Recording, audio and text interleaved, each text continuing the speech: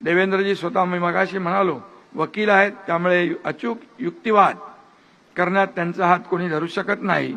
अनेक विषयांची माहिती आणि आकडेवारी त्यांना तोंडपाठ असते. देवेंद्रजी विधिमंडळात आक्रमक भाषणं देखील करतात. विरोधी पक्षात होते त्यावेळी केली.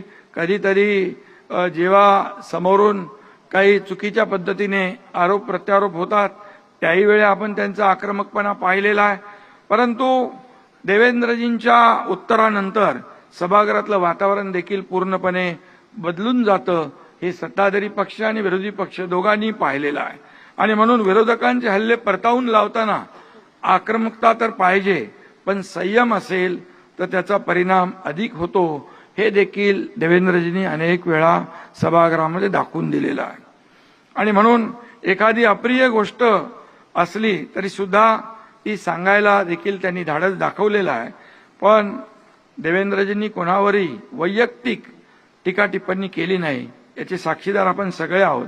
जी टीका केली ती मुद्देसूद पूर्ण माहिती घेऊन आणि संयमाने केलेली आहे.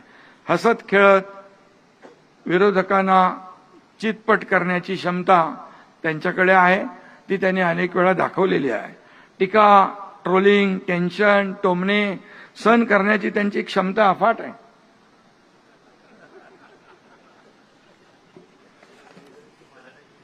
पण देवेंद्रजींनी कधी उत्तर त्याला दिलं नाही आणि आरडाओरड आणि आदळआपटही केली नाही. ज्यांना उत्तर द्यायचं असेल त्यांना ते बरोबर उत्तर देतात. अंगावर आलेल्या विरोधकांचा करेक्ट कार्यक्रमही ते करतात. आणि त्यामुळे गमतीचा भाग आहे. आणि खरं म्हणजे मी सांगेन देवेंद्रजी, आपका दिल भी जगह पर, दिमाग भी ठिकाने पर, दोस्त भी अपनी जगह और दुश्मन भी निशाने पर, अशा प्रकारचं काम तुम्ही करा. एकाच वेळी तुम्ही काय काय करू शकता हे तुम्ही दाखवलेलं आहे. हे काही लोकांना कळलंय, काही लोकांना कळलेलं नाही.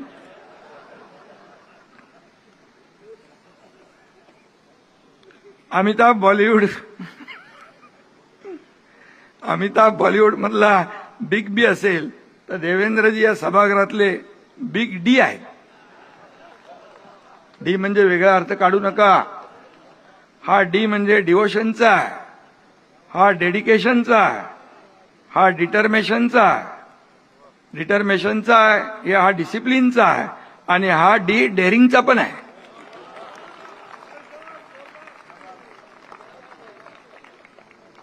अरे नागपूरच्या थंडीमध्ये काहीतरी तर परिस्थिती किती गंभीर असली तरी ते कायम खंबीरच असतात. आणि म्हणून कारण ते कायम थंड डोक्याने परिस्थितीला सामोरे जात असतात. आपण म्हणतो डोक्यावर बर्फ ठेवतो, पण मला वाटतं त्यांच्या डोक्यावर बर्फाची लादी ठेवतात वाटतं. नगरसेवक, महापौर, विरोधी पक्षनेता, मुख्यमंत्री, उपमुख्यमंत्री, पुन्हा मुख्यमंत्री असा प्रवास त्यांनी केलाय. महायुतीमधील सहकारी अशा अनेक भूमिकांमध्ये मी त्यांना पाहिलेला आहे. आणि मी अगदी जवळून पाहिलंय. अनेक वर्षापासून जेव्हापासून ते आमदार होते तर मॅजेस्टिकमध्ये तिथं आपल्या त्या छोट्या रूममध्ये सगळी पुस्तकं वाचायचे. ते फार अभ्यासाने त्यांनी कष्ट घेतलेले आहेत. एकदा महापालिकेचं आमचं एक महापौराचं प्रकरण होतं तेव्हा मी गेलो होतो आणि एका छोट्या रूममध्ये त्यांचं चाललं होतं पुस्तकं सगळी चाळायचं काम. आणि त्यामुळे कष्ट आणि मेहनत घेतल्याशिवाय हे सगळे अचिव्हमेंट होत नाहीये. आणि म्हणून मी एवढंच सांगतो की अनेक प्रसंग त्यांच्या जीवनामध्ये आले. कर्करोगाने वडिलांच्या निधनानंतर नागपुरात कॅन्सर हॉस्पिटल उभारून कॅन्सरच्या रुग्णांना मायेचा आधार देणारा हळवा माणूसही त्यांच्यामध्ये मी पाहिलेला आहे, आपणही पाहिलेला आहे.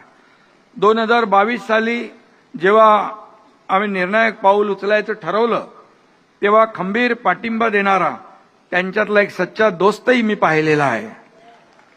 आणि त्यावेळेस अनेकदा ते मला हुडी घालून भेटायला यायचे. परंतु त्यांच्या या हुडीने विरोधकांना हुडहुडी भरली होती. विजयराव, तुम्हाला नाही बोलत मी. परंतु कधी म्हणजे अनेक अनुभव आहेत, सगळे आता सांगता येणार नाही, इथं वेळ नाहीये. तेव्हा आपण एक नंतर त्याच्यासाठी एक कार्यक्रम वेगळा लावू. अनेक गोष्टी आहेत, अनेक थोड्याशा माहीत आहेत आपल्याला, बऱ्याचशा माहीत नाहीत. त्यामुळे आणि म्हणून त्यांनी नेहमी दाखवून दिलेलं आहे, यारो का हूं मैं यार, दुश्मनों का दुश्मन, हे त्यांनी अनेकदा दाखवलं आहे. कारण आमचा त्यावेळचा लढा जो आहे तो विचारांसाठी होता. जनमताचा आदर न राखणाऱ्या आणि लोकशाहीच्या विरोधामध्ये, किंबहुना बाळासाहेबांचे विचार त्यावेळेस जे काही पायदळी तुडवण्याचं काम झालं त्याच्या विरोधामध्ये आमचा तो लढा होता. आणि त्यावेळेस देवेंद्रजी आणि आम्ही त्या वेळेस जे काही केलं आपल्याला माहीत आहे, मी त्याच्यामध्ये जात नाही. परंतु महाराष्ट्रातल्या सर्वसामान्य लोकांना जे सरकार पाहिजे महायुतीचं ते आम्ही आणलं, याचा देखील मला अभिमान आहे. आणि त्यावेळेस देवेंद्रजी देखील सगळं सांगता येणार नाही, तेच म्हणतात सांगू नका. आणि म्हणून त्यांची आणि माझी मैत्री देखील आहे, ती गेल्या अनेक वर्षापासून आहे, ती अनेकांना न कळणारी आहे. हम वो नहीं जो दिल तोड़ देंगे, हम वो नहीं जो दिल तोड़ देंगे, थाम कर हाथ फिर साथ छोड़ देंगे. पानी की तरह है ये दोस्ती हमारी, पानी की तरह ये दोस्ती हमारी, कोई कितना भी चाहे हम जुदा नहीं होंगे, जुदा नहीं होंगे. चलो, अरे आता हे जे काही चालू आहे त्याच्यावर बोललो मी. काय पत्रकार बोलतात, काय रे तुम्ही हसत नाही, बोलत नाही, अबोला धरलाय का? आता मी त्या दिवशी म्हणालो, आता आम्ही जे बोलू ते तुमच्याकडे रेकॉर्डिंग करून पाठवू, नाही तर फोटो इंस्टाग्रामवर पाठवू. देवेंद्रजींनी यापूर्वी बजेट कसं वाचावं यावरही देखील एक अभ्यासपूर्ण पुस्तक लिहिलंय. त्यातूनही अनेकांना मार्गदर्शन मिळाले. खरं म्हणजे राज्यपाल महोदय जी, वो बजट का किताब इतना बड़ा बड़ा रहता है, तो बड़ी बैग पहले मिलती थी, और वो बाकी लोगों को पढ़ने की इच्छा होगी, पढ़ते थे भी लोग, लेकिन वो ऐसे आसान सरल भाषा में उन्होंने बजट कैसे पढ़ना ये बताया, तो फिर बजट लोग पढ़ने लग गए. और आज का भी जो है वो भी काम उन्होंने वैसे ही किया है.